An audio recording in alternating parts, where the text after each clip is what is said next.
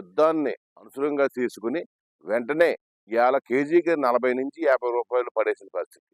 దానికి గల కారణం రైతుల దగ్గర సరుకులు లేకపోయినప్పటికీ మరి ఏదైతే మరి భవిష్యత్తులో ఇంక రేట్లు ఉండవని చెప్పేసి రైతుల్ని బెంబేలు పెట్టించేసి ఇవాళ సడన్ గా నిన్నదాకా 270 రూపాయలు ఉన్న మరి 100 కౌంట్ రెయ్యిని ఇవాళ 40 రూపాయలు తగ్గించడం, అలాగా మొన్నదాకా 30 కౌంట్ 520 రూపాయలు 530 రూపాయలు జరుగుతుందాన్ని ఇవాళ 50 రూపాయలు తగ్గించి భవిష్యత్తులో ఇంకా తగ్గిపోతాయని చెప్పి రైతుల్ని బెదిరించి సిండికేట్ గా ఏర్పడి ఈ రోజు మరి మోసం చేసే పరిస్థితి. అందుకో గతంలో చెప్పాం, మేము ప్రభుత్వానికి విజ్ఞప్తి చేసాం, ఏదైతే ప్రభుత్వం తరపున కోల్డ్ స్టోరేజీలు నిర్మించి ఇలాంటి ఆపద వచ్చినప్పుడు రైతులు కోల్డ్ స్టోర్లు పెట్టే విధంగా మరి కోల్డ్ స్టోర్లు ఏర్పాటు చేయడం జరిగింది.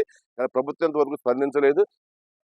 ప్రభుత్వం వెంటనే రైతులకి ఈ రకంగా ఇబ్బందులు వచ్చినప్పుడు రైతులు ఆడుకునే విధంగా కోల్డ్ స్టోరేజ్ ఏర్పాటు చేసుకోవడం, అలాగే సిండికేట్ వ్యవస్థ అరికట్టేలాగా సరైన కమిటీని ఎంచుకోవాలి.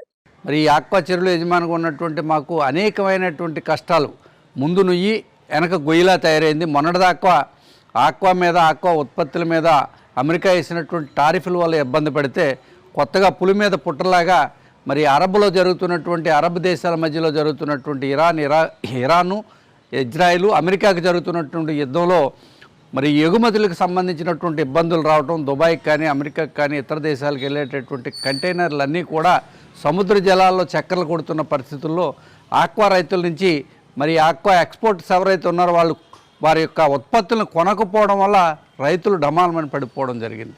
మరి ఆక్వా రైతుల కష్టాలు ఎప్పుడు తీరుతాయో అర్థం కావట్లేదు. అనిశ్చితమైనటువంటి పరిస్థితి. మొన్నటిదాకా 50% అమెరికా టారిఫ్లు విధించింది.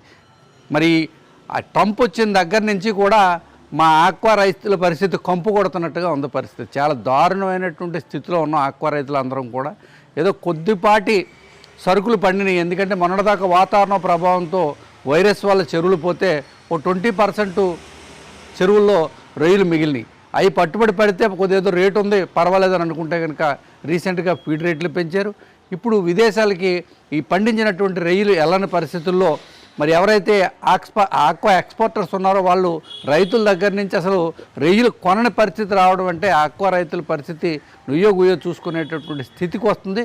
ఈ సమయంలో మరి ఇండియన్ గవర్నమెంట్ కానీ ఆంధ్రప్రదేశ్ ప్రభుత్వం కానీ ఆక్వా రైతులకి కోల్డ్ స్టోరేజీ లాంటి ఏర్పాటు చేసి ఈ యొక్క ఉత్పత్తుల్ని భద్రపరుచుకునేటటువంటి దాని మీద, అదేవిధంగా ఈ ఫీడ్ ఫ్యాక్టరీలు అవి కూడా ఆక్వా రంగంలో మరి సొసైటీల ద్వారా ఏర్పాటు చేసి ఆక్వా రైతులను ఆదుకోవాల్సిన పరిస్థితి ఉందని చెప్పి సందర్భంగా